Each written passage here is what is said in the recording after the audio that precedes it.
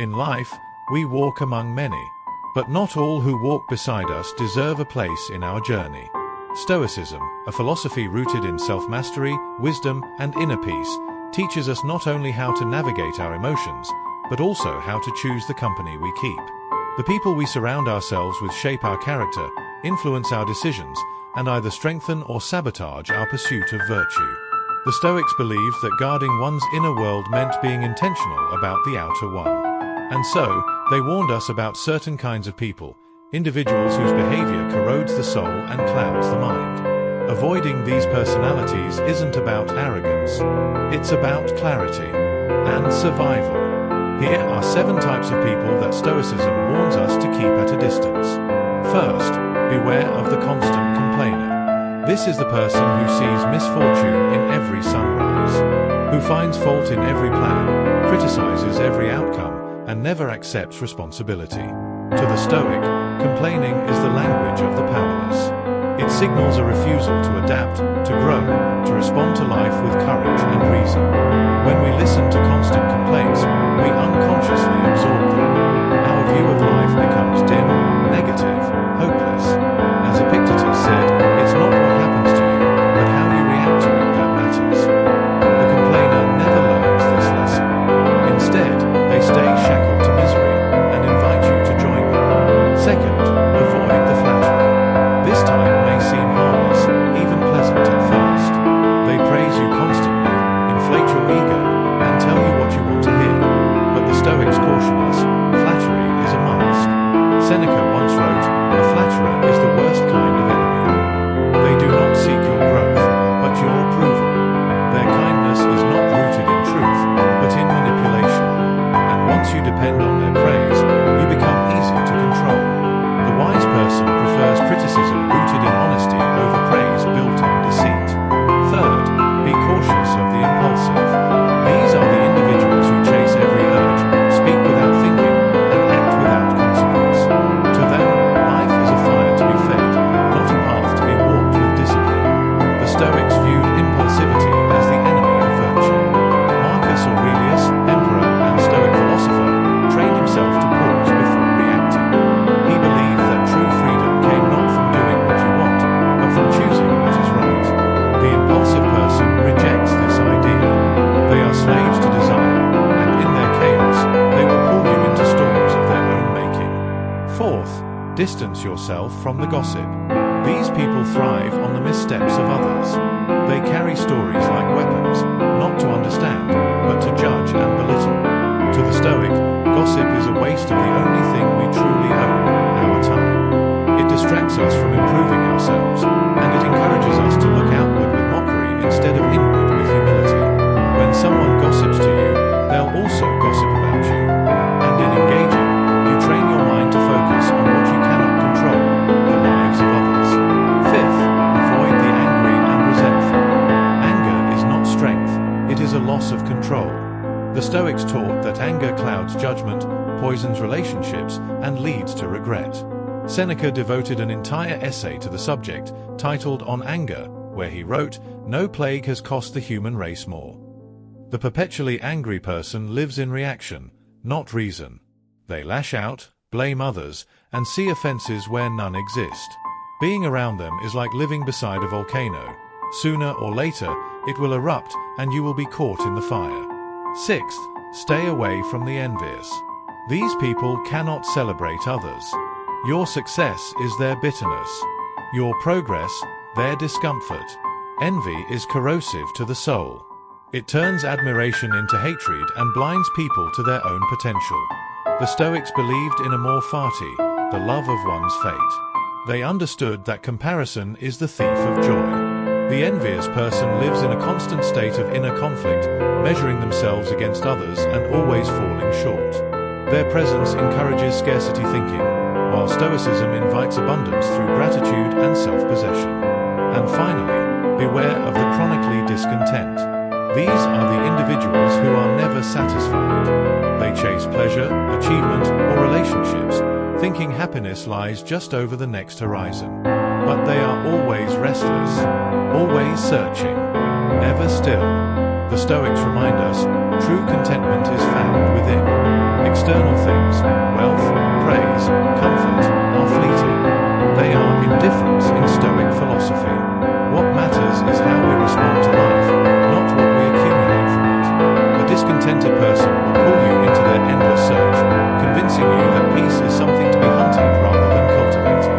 But peace is found in discipline, in reason, in acceptance, not in the next thing.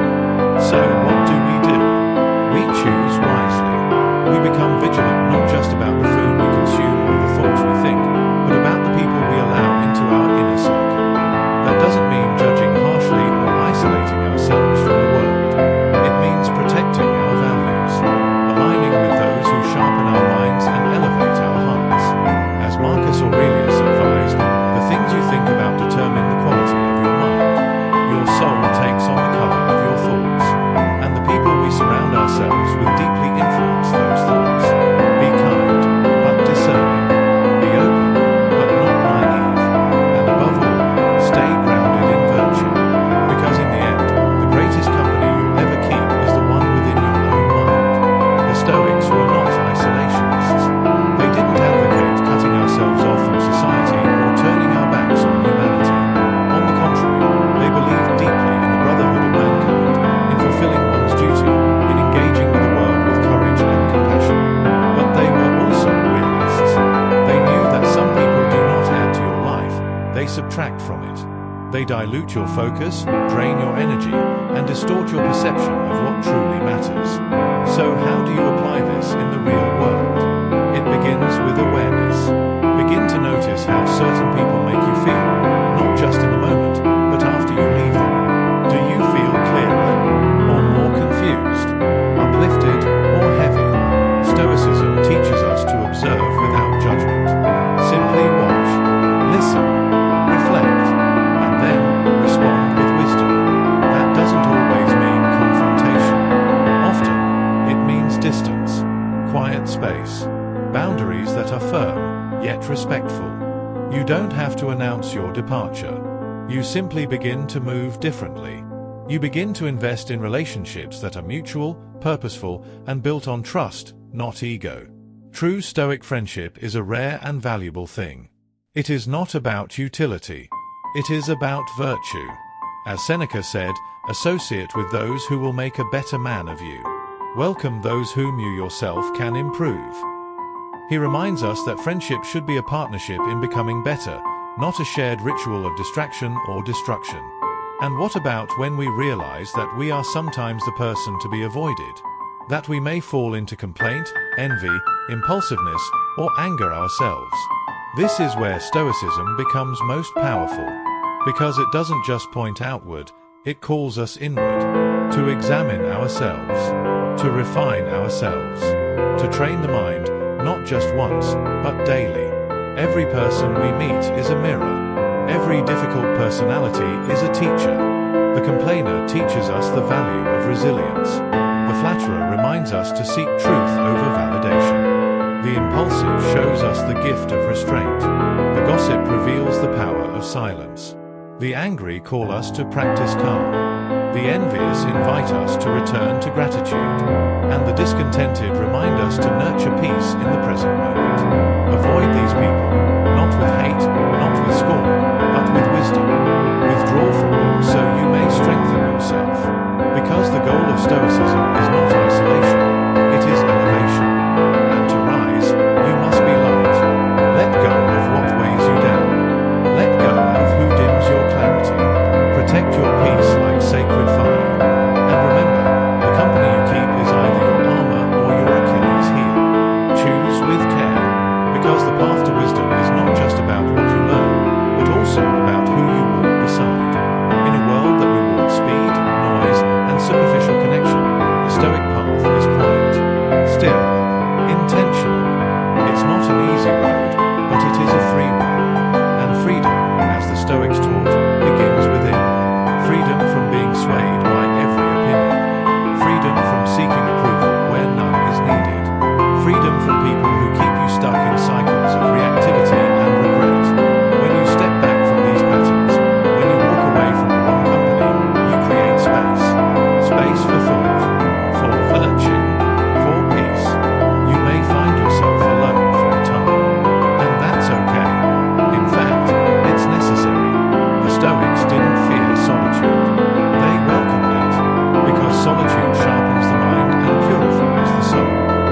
strips away distractions and reveals what truly matters. Use that time wisely. Read deeply. Reflect daily. Learn to enjoy your own company. As Epictetus taught, if you want to improve, be content to be thought foolish and stupid. In other words, detach from the crowd. Walk your path, not theirs. And eventually, you'll attract others walking the same way. You'll meet people who don't pull energy from you, but give it freely. People who don't use words to manipulate, but to enlighten. People who don't flatter, but challenge you, sharpen you, and stand by you when silence is more powerful than speech. This kind of friendship is rare, but it's worth the wait. So keep walking, keep watching, keep choosing. Every day, you are either feeding your virtue or feeding your vice. Every conversation, every connection, every relationship is shaping your future character. Choose the people who reflect your values. Choose those who make you better simply by how they live. And when you find them, listen, learn, give, grow. Because in the end, the Stoic life is not about isolation from the world, but integrity within it. It's not about judging others, but about mastering yourself. And it's not about avoiding pain, but choosing the right kind of struggle. A struggle that shapes you, refines you, and leads you to peace, not because the world changed, but because you did. So protect your mind. Choose your circle with care. And never forget, you become what you tolerate. Choose wisely. Walk with wisdom. And let virtue be your closest companion. If you've made it this far, perhaps something within you is already shifting. Maybe you've begun to reflect on the people in your life, not with anger or judgment, but with clarity, with courage. That's the first step. Self-awareness is the gateway to change. But change isn't loud. It doesn't happen in bursts of motivation or dramatic moments. It happens quietly, in choices, in distance, in boundaries set without explanation. You don't need to fight those who distract you from your path. You simply stop walking with them. And in that silence, in that calm, a new life begins. A life rooted in reason. A life grounded in values. A life that no longer bends to the noise of the world, but listens inward, steadily, day by day. Because Stoicism isn't about cold detachment. It's about warm discipline. It's about strength that doesn't need to shout. Integrity that doesn't demand attention. Peace that doesn't depend on circumstance. This is the journey you're on. And no matter where you begin, from chaos, from burnout, from betrayal or bitterness, you can choose, in this very moment, to begin again. To prune the garden of your life.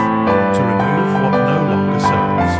And to plant new seeds of wisdom, resilience, patience, and calm. Let that be your quiet rebellion in a world obsessed with noise. Choose silence over gossip, presence over drama, substance over status, virtue over comfort, and character over popularity. Let others chase what fades.